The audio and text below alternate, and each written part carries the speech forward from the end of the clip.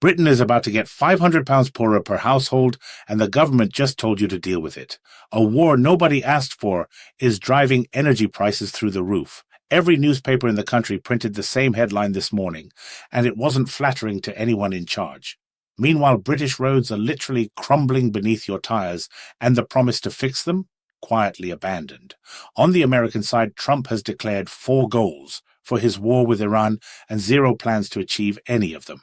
A Democrat just pulled off something remarkable in deep red Texas, and Trump apparently tried to lecture the leader of Germany on how trade works, only to discover that the European Union exists. I've saved one of the most jaw-dropping stories for the end, so stick around, because what Trump is doing to the so-called special relationship is unlike anything we've seen in modern diplomacy.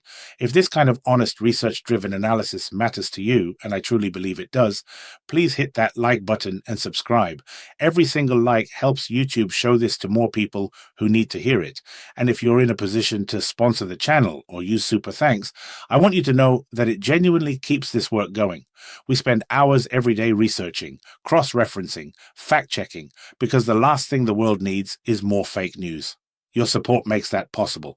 Now let's get into it. Let me start with something that should make every household in Britain sit up and pay attention.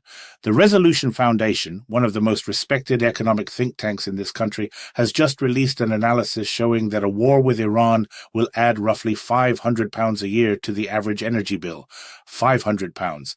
And here's where it gets genuinely painful. The poorest households in Britain already spend twice as much of their income on energy compared to the wealthiest. So this isn't some abstract foreign policy debate. This is the heating bill. This is the choice between keeping the lights on and putting food on the table. And it's landing on the doorsteps of people who are already struggling before anyone in Washington decided to start launching strikes.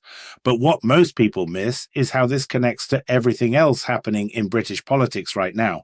Because while energy prices are climbing, Keir Starmer made a decision this week that every newspaper noticed. He blocked the use of British military bases for offensive bombing operations against Iran. Specifically, he refused to let the Americans use Diego Garcia, the British territory in the Indian Ocean, for launching strikes.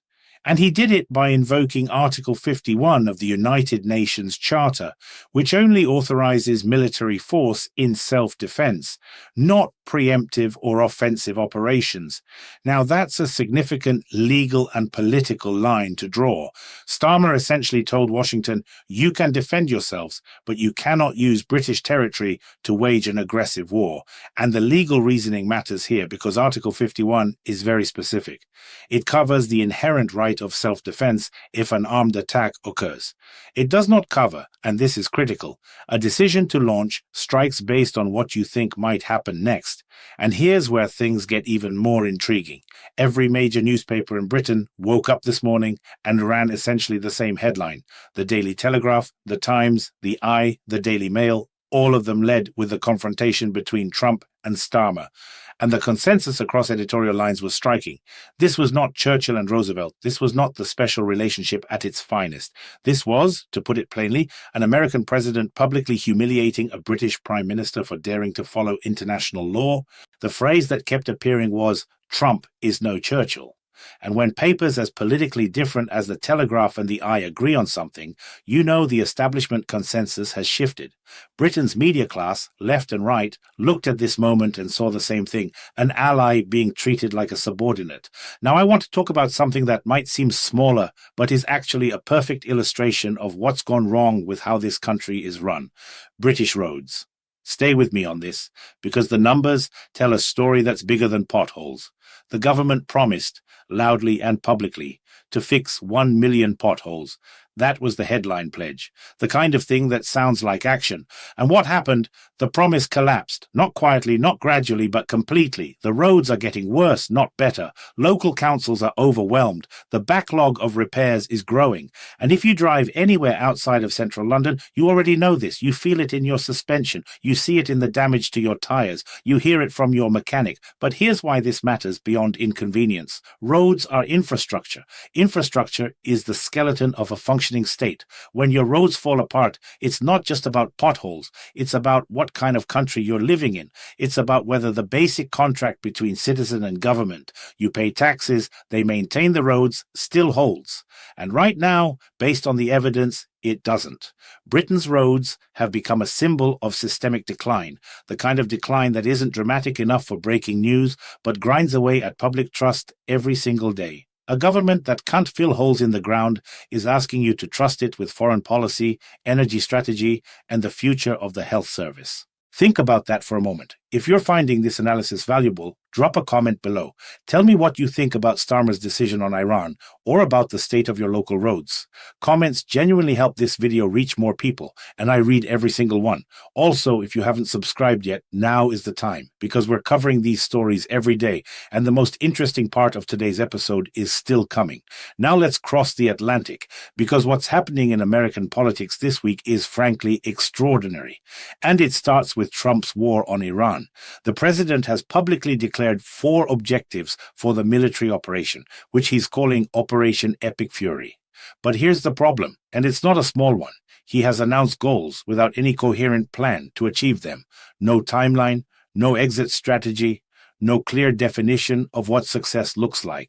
And he launched this operation without formal authorization from Congress, which last time I checked is supposed to be a constitutional requirement for going to war. Members of Congress, including some Republicans, have openly called the war illegal under domestic law. And yet the strikes continue.